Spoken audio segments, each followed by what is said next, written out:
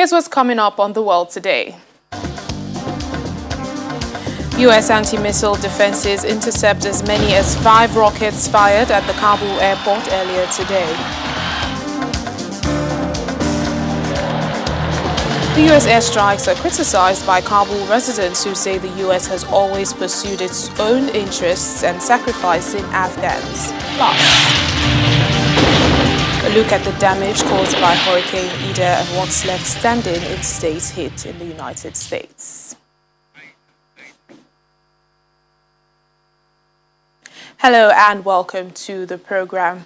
And around the world, I'm Layo Adegoke here in Lagos, Nigeria. The Pentagon Press Secretary John Kirby has been briefing reporters on whether or not there were civilian casualties this morning following the U.S. airstrikes hitting rockets headed towards the airport earlier today. Mr. Kirby responded, saying authorities are looking at a variety of means of information and collecting open press reporting and doing their best to try to understand the situation locally. He says this would include discussions with the Taliban about what they might be seeing. He also notes that the military's initial statement on the strike had said that there were no indication of civilian casualties, but that assessments were underway. When asked of any alternatives to the use of airstrike, General Taylor of the U.S. Command said imminent threats required action necessary at the best opportunity to thwart the attack.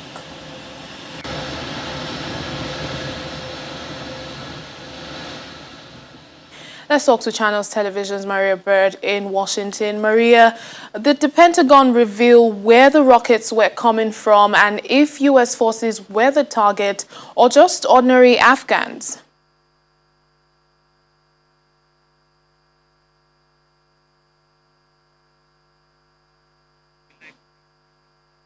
Maria, if you can hear me, I'm asking if the Pentagon revealed where the rockets were coming from and if, the U.S. forces or perhaps just ordinary Afghans were the target. Yes, thank you for having me. Thank you. We are definitely watching this very closely. And as you stated before, where these rockets are exactly coming from, they're not being very clear on that, but they know that this is a focus is on ISIS-K suicide bombers. And so that was, I think, the key focus here. We know that the U.S. is stating that they are not looking to continue any further interaction in Afghanistan. But with these airstrikes and all that's been going on over the weekend, in the last few hours, it is very clear that this could definitely be something that could turn into a lot more, I think, than President Biden anticipated in the beginning, and I think more than the Taliban is anticipating moving forward. But we're very clear that at this time, the U.S. was definitely looking to address suicide bombers. Well, it's only hours now till the evacuation deadline. What are you hearing, as regards the last flights out of Kabul? Well, the last flights are obviously very full. The U.S. is stating that after the 31st, which, as you said, is only hours away now, we're looking at that deadline, they will not be in Afghanistan. Now, what they are stating is that for those refugees and individuals that are looking to flee Afghanistan, that might have been individuals that were stated to be set to come to the U.S., that were allies of the U.S. over the past 20 years.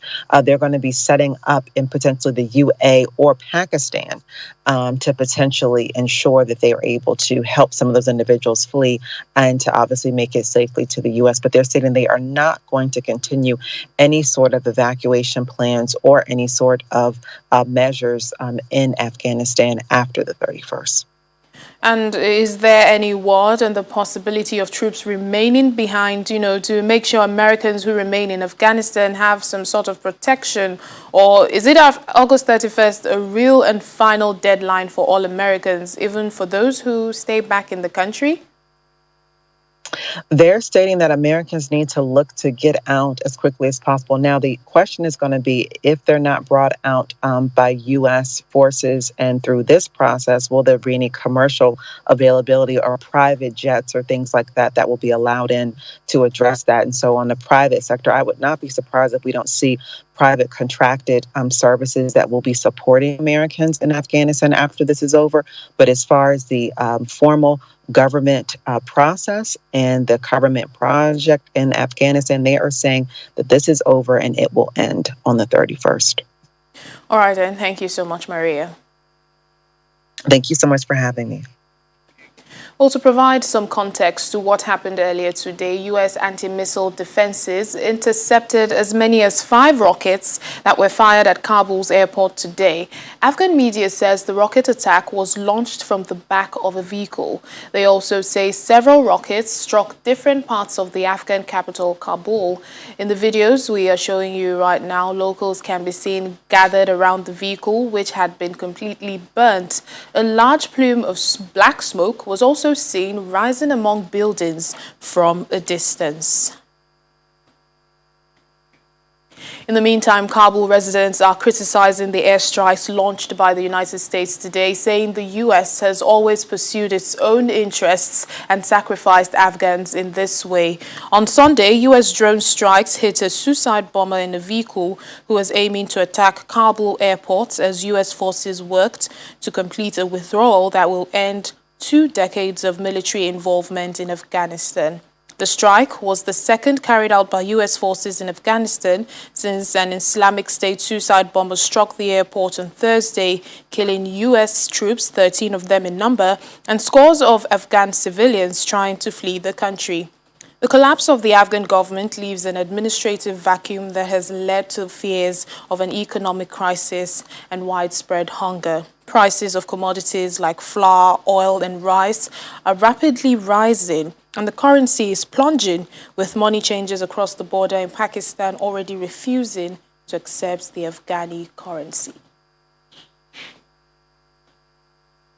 In the meantime, military planes have taken off from Kabul airport today, having evacuated about 114,400 people, including foreign nationals and at-risk Afghans, in an operation that began a day before Kabul fell to the Taliban on August 15.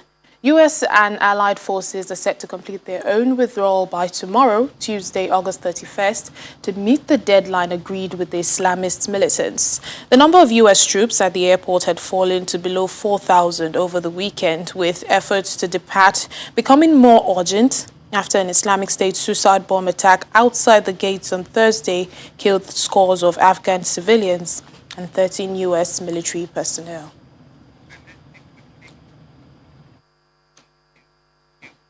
U.S. Army veteran and now geopolitical analyst Major Adebayo Adeleke joins us now from Texas to talk some more about this. Major Adeleke, thank you for speaking to us on the program. What do you make of the attacks in Kabul in recent days, including the ones intercepted by U.S. strikes this morning, happening in the last days of the evacuations? As the President Biden said in his last conference, this is expected because the ISIS-K and the likes that are actually on ground right now are trying to inflict as much pain on the U.S. military, on the allied forces rather, as we kind of exit the country of Afghanistan. So, which is quite expected, especially on the terms at which we're leaving Afghanistan. We expected that a lot to be going on around the same time. And as we see, there's a lot of confusion going on ground in Afghanistan. We have a lot of factions on ground. Taliban is not in the full control of the government yet, until as long as we're there. And also, we've seen the presence of ISIS-K and other fighters out there try to gain some ground. So it's going to be quite contentious from Afghanistan, on Afghanistan for a while now, until some kind of stability is established. So what we've seen, the bombing of 13 U.S. servicemen, is quite horrific. And wasn't, we were expecting, but it wasn't, we weren't expecting that deadly of an attack. But of course, as the president said, they will pay, and they will continue to pay until we pretty much avenge the death of all the servicemen, especially this attack that wasn't necessary. We're trying to abide by what was signed in the agreement, and unfortunately, they saw it as an opportunity to actually attack the U.S. forces at that particular point in time. So these are expected, especially in this contentious evacuation that is going on in the country of Afghanistan. Well, Afghans in Kabul are now accusing the U.S. of still looking out for its own interests, because the rockets were headed to the airport where U.S. citizens and locals were preparing to board evacuation flights. Is there any truth in their accusation? There is no truth in the accusations. As you all know, myself, I served two long tours in Afghanistan. I have two short tours as well. So four total tours in Afghanistan. And myself and colleagues, thousands and hundreds of thousands of us bled on that country, sweat on that country. And we did our best. Everyone that actually stepped on the ground of Afghanistan at any point in time is ready to die for a cause. Initially for that country. So when the time came for Afghanistan to actually raise their to actually make their intent known and defend their country, a lot of them actually caved in, which is also, we expected that as well. But to say that is our own interest, to be honest with you now, if you actually followed this story 20 years ago, that wasn't the intent. We weren't supposed to be in Afghanistan if Osama bin Laden has been given up. But obviously we went in there to actually avenge the death of those that were killed during the 9/11. So, and everything we've done that, we've been able to help to build the city, and myself and my colleagues that went out there, we did the best we could. And it's time, just like every other thing, there's an end to the old war. There has to be an end at some point. And unfortunately, it's not the ending we all wanted. It's quite contentious. The planning of evacuation, from my point of view, is not quite adequate. But we have to leave. We have to get going. And unfortunately, it is what it is at this point. We just have to figure it out, and we learn from our lessons from here on out. But to say that we kind of self-centered in the way things are going is actually disingenuous. And I understand too as well, there are a lot of families that have helped the U.S. forces over the course of time. We've actually have a lot of friends. I have friends in Afghanistan, and I have a lot of folks that actually worked for me when I was in Afghanistan. I know their families are in danger. And actually, as of Saturday, I received several texts of people that needed their family to be evacuated out. Unfortunately, because of the event that happened before the weekend, the road to Kabul airport has been pretty much shut down. You can't really move. There's pretty much no seas movement. And to even make the matter worse, people are trying to flee to neighboring countries, Kyrgyzstan, and also to Uzbekistan, and also to Pakistan. Most of those roads are dangerous. So it's quite unfortunate to what it has become at this particular point in time. And should we have anticipated some of these? Absolutely, but not to this degree of extent. You can plan as much as you can, but at some point, execution is what really matters. So I get their frustration. I completely get their frustration, because if I'm in their shoes, probably feel worse. But the matter is to say that our intent is self-centered and disingenuous is completely far from the truth. Well, soon we will be counting hours to the deadline when everyone who wanted to, foreigners and Afghans who wanted to leave should have left Kabul. The Taliban has, however, promised to still allow Afghans who want to leave. But do you think there is a danger, to be left behind?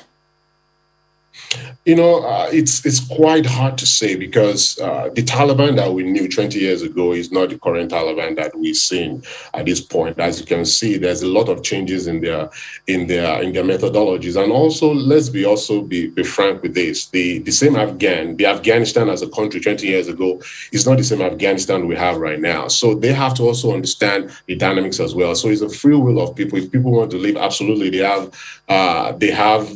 every right to leave. They're trying to say that they're actually free to leave their country.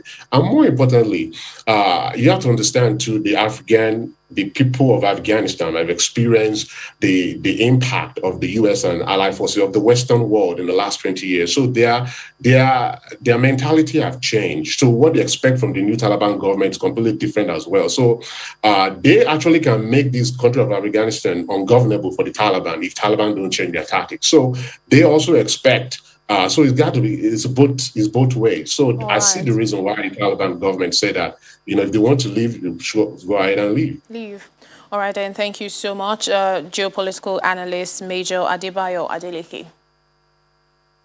Thank you. Still ahead on the program. Hundreds of redheads from around the world gather at a festival in the Netherlands to celebrate their uniqueness. Please stay with us.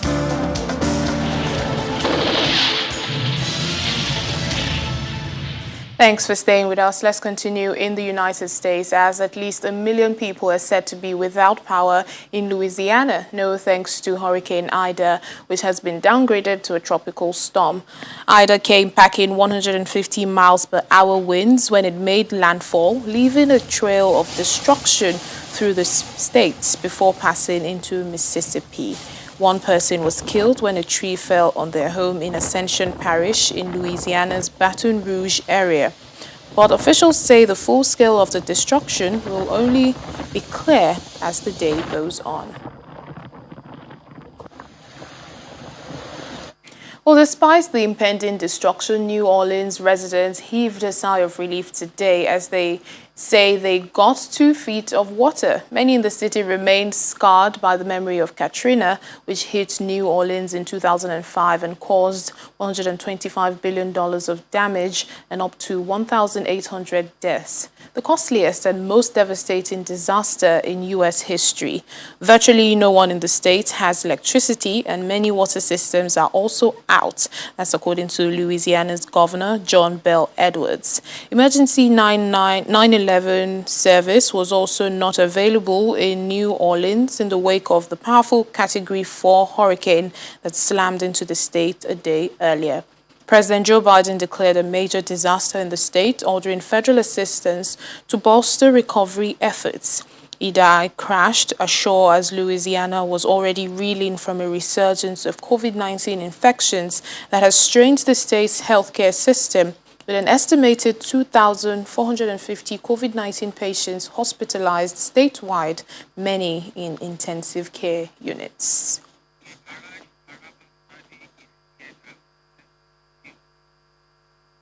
A lot of wicked winds. Luckily, no flooding. That's the main difference between this storm and Katrina. This was a lot of wind damage, and Katrina was more flood. Like Katrina, we got about 2 feet of water in here that just stayed for about a week or two. But this was just a lot of wind damage and no power. I don't know what we can do, like serving-wise, but we can definitely serve alcohol. It was crowded. But we were all in the chapel watching TV until the power went off, and then we sat there, and it was all glass, so we could watch out. We could see all the wind blowing and the trees blowing around, but it didn't look that bad. The VOA's Arash Arabasadi is monitoring things for us from Washington. Arash, how much damage has Ida left behind in Louisiana? Hi there. Yeah, thanks for having me. It's, the damage, you touched on this. There's more than 1 million residents in this area are without power. And Louisiana, especially this time of year, is a pretty hot and muggy state. And so that's got a lot of kind of public health officials and local officials concerned that people are going to be without air conditioning and any kind of even fans. There's no way to cool themselves. And kind of further complicating that is that cellular providers are now operating only at about a little bit more than half capacity. And while they've said they'll give everybody unlimited calling and unlimited texting, it doesn't do a whole lot of good if the network doesn't work. On top of that, I think that, a lot of what's differentiating Ida from Katrina is that in the 16 years that passed, which, by the way, kind of amazing that it was on the day of the 16th year, the state of Louisiana invested more than around $18.5 billion in fortifying the most populated parts of the state. And whereas with Katrina, Katrina destroyed the levees and it ended up flooding more than 80% of New Orleans. And so that doesn't seem to have happened. The biggest damage seems to be for the people mostly in the southern part of the state, those who are beyond this enhanced fortification. And it's really difficult, as you mentioned earlier, that Governor John Bel Edwards did mention, I think it only happened maybe in the past hour or so, that there is the first confirmed fatality. But he has also cautioned that that number is going to go way up because as rescue efforts are ongoing, which right now they're still struggling because of the storm surge. And I do want to say briefly about storm surge. The term defines kind of where you have baseline water along the coast, and when that water shoots up during a storm. So by comparison, for instance, Ida had shy of 5 meters of storm surge. That's a lot of water. But Katrina was more than 8.5 meters.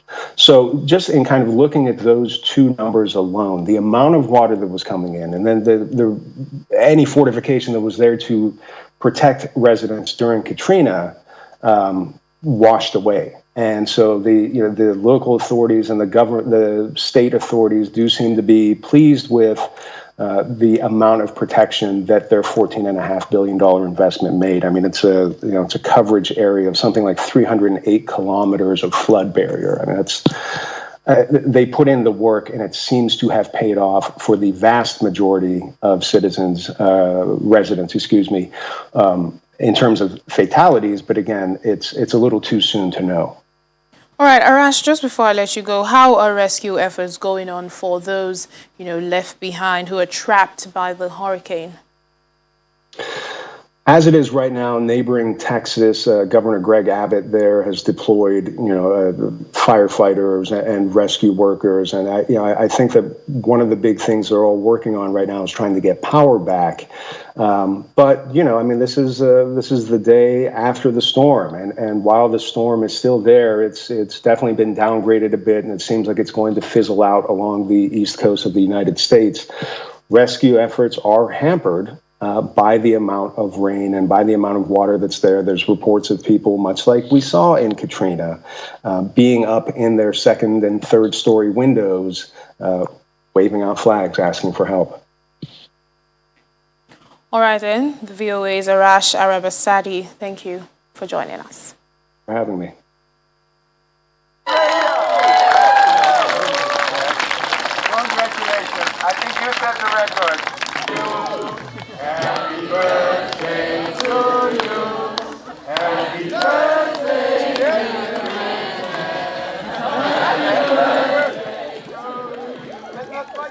Hundreds of redheads from around the world gathered at a festival in the southern Dutch town of Tilburg on Sunday. The annual Redhead Days event, which was cancelled in 2020 due to the COVID-19 pandemic, brought visitors from countries including Britain, Germany, Hungary, and the United States to a series of meet and greet events and activities, including a live drawing class.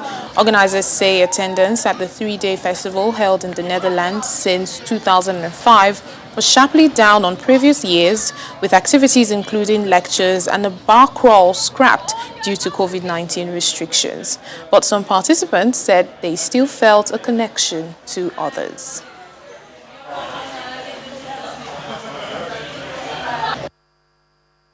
We have this funny connection with other. You meet a lot of people. You can come alone, and it's just special.